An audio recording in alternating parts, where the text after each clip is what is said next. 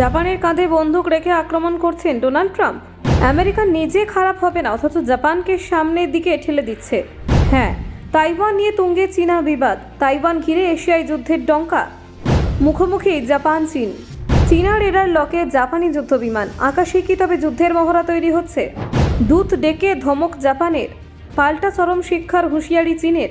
Taiwan ইস্যুতে জাপানের রণংদেহী অবস্থান, আর তাতেই চীনের কপালে চিন্তার ভাঁজ। জাপান নামলে আমেরিকাও নামবে। প্রশান্ত মহাসাগরে সংঘাতের আশঙ্কা চরমে। সামরিক মহড়া নাকি শক্তি প্রদর্শন? চীন জাপান দ্বন্দ্বে উত্তাল গোটা এশিয়া। আকাশে রেডার লক, মাটিতে কূটনৈতিক যুদ্ধ। উত্তেজনার কেন্দ্রে জাপান। তাইওয়ানের পাশে জাপান। বেজিংয়ে বাজছে বিপদের ঘণ্টা। কোন পথে এগোচ্ছে গোটা পরিস্থিতি দেখুন। সাম্প্রতিক সময়ে পূর্ব এশিয়ার নতুন করে উত্তেজনার কেন্দ্রবিন্দু হয়ে উঠেছে জাপান ও চীনের সম্পর্ক। কূটনৈতিক স্তরে শুরু হওয়া এই টানাপোড়েন দ্রুত সামরিক ভূকৌশলগত বিতর্কে রূপ নিচ্ছে। চীনা দূতকে ডেকে কড়া ভাষায় প্রতিবাদ জানানো থেকে শুরু করে পাল্টা হুঁশিয়ারি, দুই দেশই যে নিজেদের অবস্থানে অনড় তা স্পষ্ট।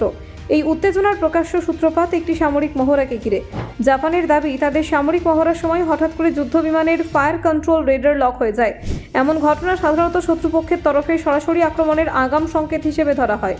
জাপানের অভিযোগ, এই কাজ করছে পিপলস লিবারেশন আর্মি অর্থাৎ চীনা সেনা।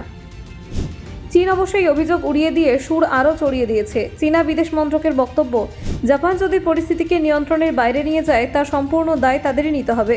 জাপানি আগ্রাসন বা চীনের অভ্যন্তরীণ বিষয়ে হস্তক্ষেপের চেষ্টা করলে কঠোর জবাব দেওয়া হবে বলে স্পষ্ট হুঁশিয়ারি দেওয়া হয়েছে। অনেক বিশ্লেষকের মতে সামরিক মহড়াকে কেন্দ্র করে এই বিবাদ আসলে বহিরঙ্গ মাত্র। এর নেপথ্যে রয়েছে আরও গভীর ও স্পর্শকাতর একটি বিষয়, তাইওয়ান। দীর্ঘদিন ধরে তাইওয়ানকে নিজেদের ভূখণ্ড বলে দাবি করে আসছে বেজিং। অন্যদিকে তাইওয়ান নিজেকে স্বাধীন এবং সার্বভৌম রাষ্ট্র হিসেবে দেখে।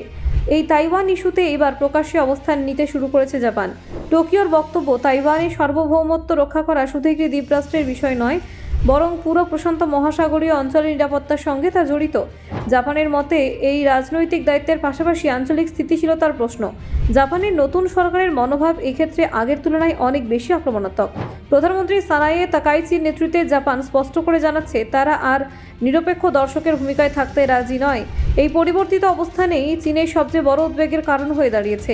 চীনের আশঙ্কা, জাপান যদি সরাসরি তাইওয়ানের পাশে দাঁড়ায়, তাহলে পরিস্থিতি হাতের বাইরে চলে যেতে পারে। কারণ জাপান জড়িয়ে পড়লে স্বাভাবিকভাবেই আমেরিকাও সক্রিয় হবে। তখন সংঘাত আর শুধু চীন তাইওয়ানের মধ্যে সীমাবদ্ধ থাকবে না, তা রূপ নেবে বৃহত্তর প্রশান্ত মহাসাগরীয় সংঘাতে।